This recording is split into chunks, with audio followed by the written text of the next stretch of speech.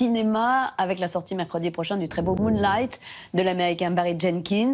Une intrigue ancrée dans la réalité à Miami, véritable personnage du film. L'histoire du passage à l'âge adulte d'un jeune homme campé par 3 acteurs différents. Tout cela se passe en pleine guerre contre la drogue dans certains quartiers de la ville. Golden Globe du meilleur film dramatique. Alexandra Rowe a rencontré son réalisateur.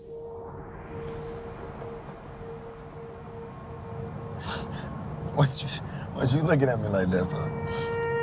What, man? Come on, you just drove down here?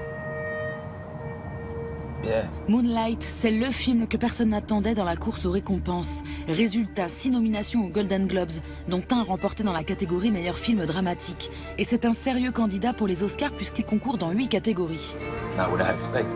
Produit par Brad Pitt, Moonlight est une adaptation d'une autobiographie de Tarell Alvin McCraney.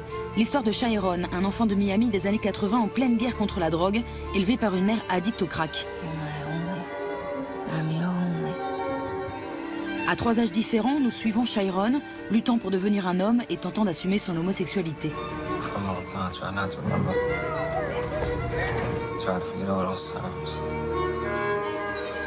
À la réalisation Barry Jenkins, qui s'est trouvé beaucoup de points communs avec l'auteur. Stop putting your head down in my house. You know my rule. It's all love and all pride in this house. You feel me? On a grandi dans le même quartier. Nos 2 mères étaient en proie aux addictions, au crack et à la cocaïne, ce que vous voyez dans le film. On était tous les 2 très pauvres. La différence, c'est que Tarell est ouvertement gay, alors que moi, je suis ouvertement hétéro. Bon, d'ailleurs, je sais pas trop ce que ça veut dire être ouvertement hétéro. Mais oui, il est gay et je suis hétéro. C'est ça la différence fondamentale, mais tout le reste nous concernant est exactement pareil. Je dis toujours que je suis un défenseur de la cause LGBT. Quand la loi sur le mariage homo est passée, tout le monde a mis un drapeau arc-en-ciel sur son profil Facebook. C'est cool, c'est mignon. Mais c'est une façon vraiment passive d'être un allié de cette cause. Moi, je voulais être dans l'action.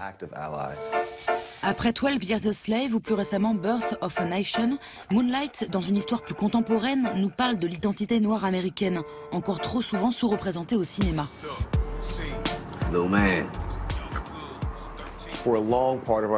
Durant une longue partie de notre histoire, il était illégal pour nous d'apprendre à lire.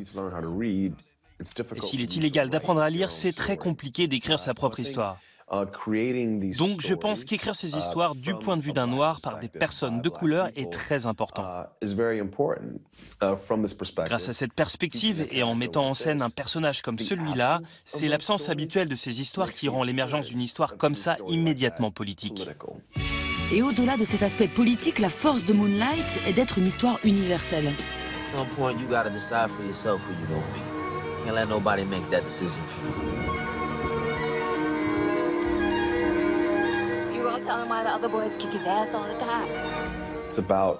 C'est l'histoire d'un garçon qui veut devenir un homme et qui essaie de déterminer qui il est. Et je pense que l'on passe tous par ce conflit intérieur pour savoir qui on est. En ce sens, je pense que tout le monde peut faire le lien avec lui, en dépit du fait qu'il soit gay ou qu'il soit pauvre, ou noir, ou américain. On peut s'identifier avec ce besoin de comprendre et de dire au monde qui on est, plutôt que le monde ne dise pour nous comment on devrait être. Le parti pris de Barry Jenkins est de nous raconter l'histoire de Chiron en 3 chapitres. 3 acteurs incarnent 3 âges différents avec toujours cette forte et subtile intériorité. Un choix narratif efficace accompagné d'une esthétique quasi onirique de la ville de Miami.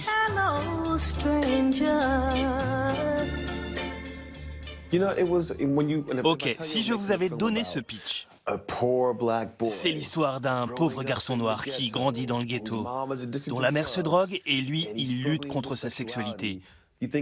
Vous auriez pensé à un film très noir, avec de vrais problèmes sociaux, presque comme un documentaire. Mais pour moi, le film traite davantage de la conscience du personnage, et pas vraiment des enjeux que pose le film. Miami est un endroit magnifique, c'est beau, c'est lumineux, avec des couleurs superbes. Donc, essayer d'enlever cet aspect aurait été immoral, parce que ça aurait enlevé une part de vérité à l'expérience de grandir là-bas, malgré tous ces enjeux sociaux. À l'heure où Donald Trump débute son mandat en dénigrant toutes les minorités, notamment celles LGBT, la lumière de Moonlight nous fait du bien.